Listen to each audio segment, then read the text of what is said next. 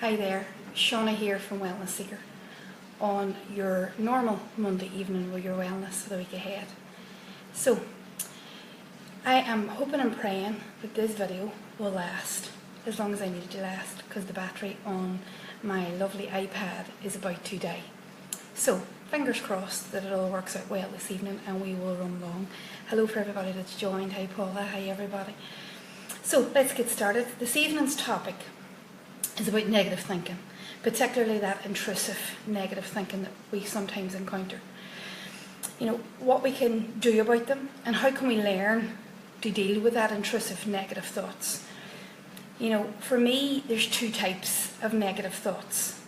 The negative thought that passes by, the negative thought that comes and passes by, we know it's negative, we know it's difficult, but we let it go. We let it pass on by. It causes a wee bit of discomfort, but it doesn't arrest us or it doesn't kill us. The second real difficult one that I see time in and time again is the negative thought that people call intrusive.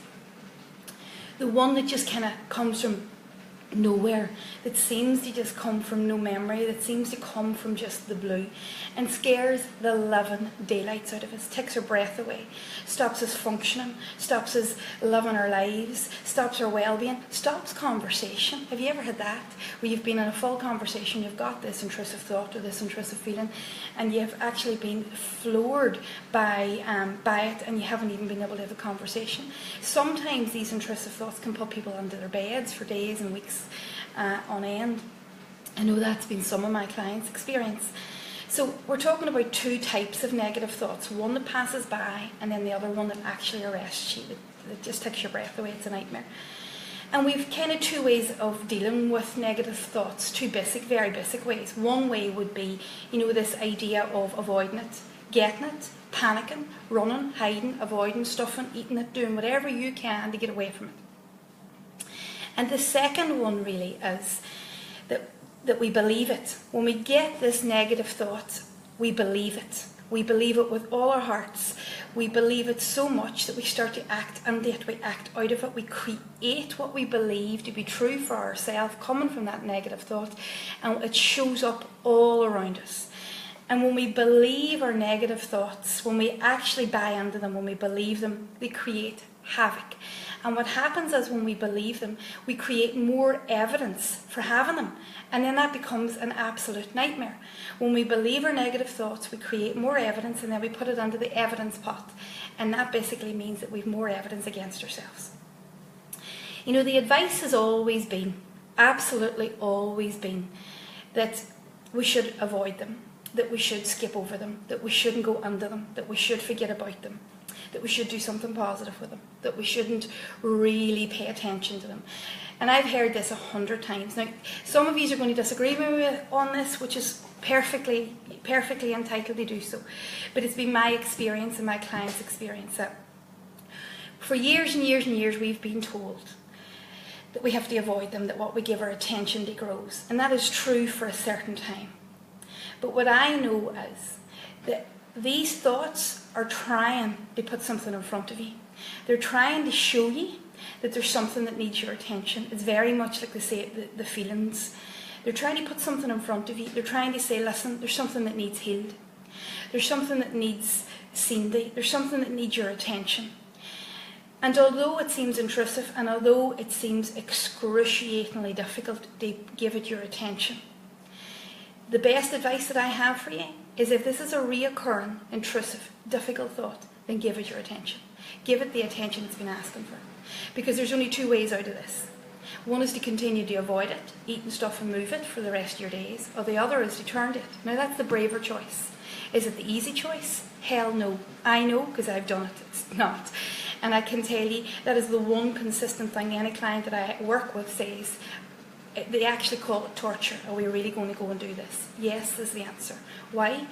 Because when you go to that intrusive thought, when you go to the things that's niggling at you, when you go to them, when you're brave enough to go to them, and it's not easy, they cannot exist out in the light because they're not true. So how do you go to them? Well, the first thing you do is you understand that thoughts aren't things. That just because you think a thing doesn't make it true. That's the first thing. Yes, it feels true. Yes, the thoughts of it are true, but it doesn't make it true.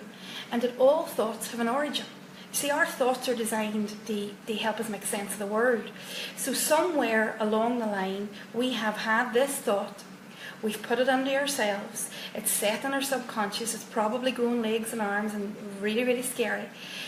But it has an origin.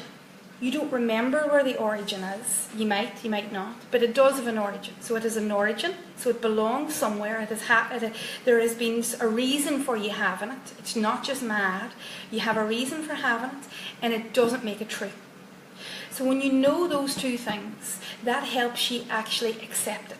And it's the acceptance of the difficult thought that leads you into it.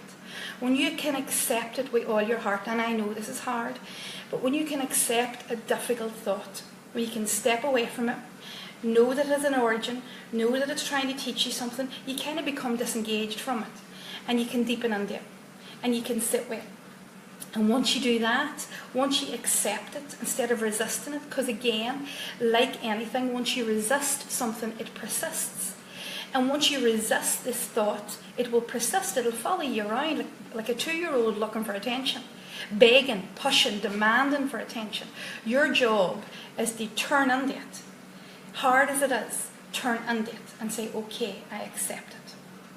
Let me hear you. What are you saying? Now this is the difficult bit, because some of this stuff has been held in our subconscious for years, maybe from we're teenagers, maybe from we're children. And it's not easy, it's gruesome. Some of the stuff that I said about myself, I wouldn't repeat. I wouldn't want anybody else to hear. I wouldn't want anyone else to know. Some of the stuff that I said I was capable of, some of the stuff that I said about myself, some of the stuff that I have heard clients say about them, some of the stuff that's in the deep recesses of those intrusive thoughts really, really needs heard. Now, here's a trick for hearing it first. The one trick that I would give you would be to try and get a pen and a bit of paper and write it out. Because it loses weight. It loses feeling. You see, this thought comes with so much feeling, and your job is to kind of try and take the feeling out of it. Because when you can take a feeling out of a thought, it kind of dumbs it down. It stops it arresting you. It stops it infiltrating your life. So get a pen and a bit of paper and sketch it out, write it out. I used to draw spider diagrams because I couldn't make sense of it. And draw out where you think it is, what you think it's saying, what you think it's all about. Understand it. Understand it at a real intricate level. Once you're starting to understand it, it takes the weight out of it, I promise you. You don't become so afraid of it. You become desensitized to it. And it actually starts to sound really ridiculous. I've been in one-to-ones, and I have said what that client has thought about themselves back to themselves. And sometimes you have to see their faces. They're like looking at me like, that's crazy. They actually say it, that's crazy.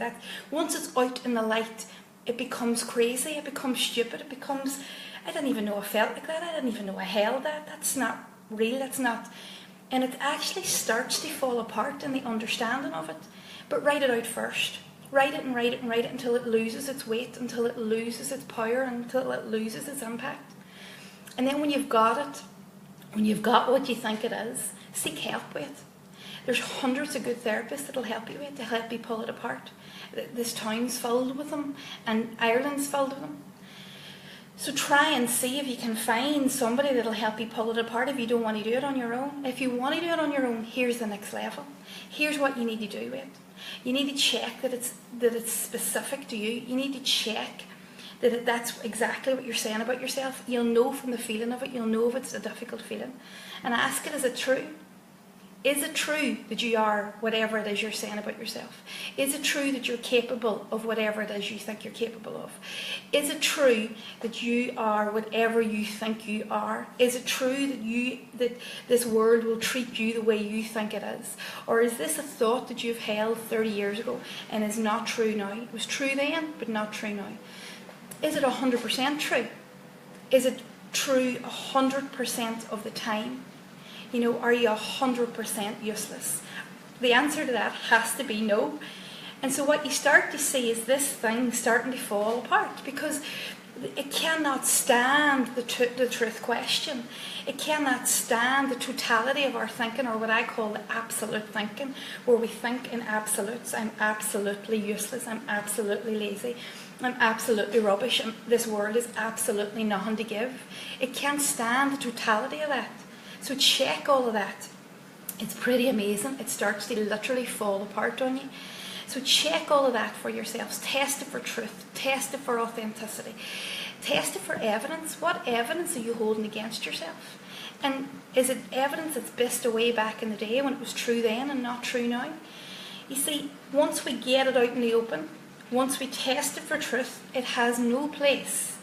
And it starts to lose its power over you. And then it can't become intrusive. Because now you know it, and not only now do you know it, but now you have the potential of undoing it forever. And what you were avoiding before, what you were stuffing before, what you were eating before, you're now possibly trying to undo. You're now not scared by it. It's now not intrusive. And I have dealt with people who have had the worst intrusive thoughts in the world that they thought. And when they got them out, when they got them out of themselves, we could trace them to a time, we could trace them to an event that has happened, a traumatic event that has happened. We could trace them, they could understand where they had come from. They'd understood that they weren't mad and they weren't bloody bad. There was just this understanding of themselves that had stayed with them, and it got locked inside themselves. And the thought was the way of trying to bring it out under the attention of you so that you could clear it and be the best that you can be. So my message tonight, again, as always, is one of undoing and one of hope, because it can be undone. I have undone some amount of rubbish, and I have undone some amount of rubbish I haven't undone it in other clients. They have undone it in themselves, and I've helped them undo it. So it's possible. It's absolutely possible. It's possible to break through from these intrusive thoughts. It's possible to own them. It's possible to understand them, and it's possible to move on from them. So, thank you so much for joining me tonight. Hopefully that was quicker than last week's, because last week's was a bit scarily too long. So thank you all. Thanks Caroline, thanks Orla, thanks for everybody that joined. Thanks Wally, thanks everybody that's there. Sorry I don't get to see the live feed because I'll be that involved in the content. So thank you so much. Hopefully it was helpful. Hopefully it was something that you can think about. So hopefully it's something tangible that you can use. And that you can share with other people if they feel that they need it. But we don't have to live with this rubbish. We really don't. It's just up to you to decide how brave you're going to be to undo it. So on that undoing notion, there is a clearing workshop Saturday the 29th. There's about 4 spaces left on it. So if you want to do the clearing workshop, then please PM me and we'll get you booked in. So chat to you all soon, and thanks again for joining me live. Thanks Carla, thanks Wendy, thanks Tina. See you all soon. Bye bye.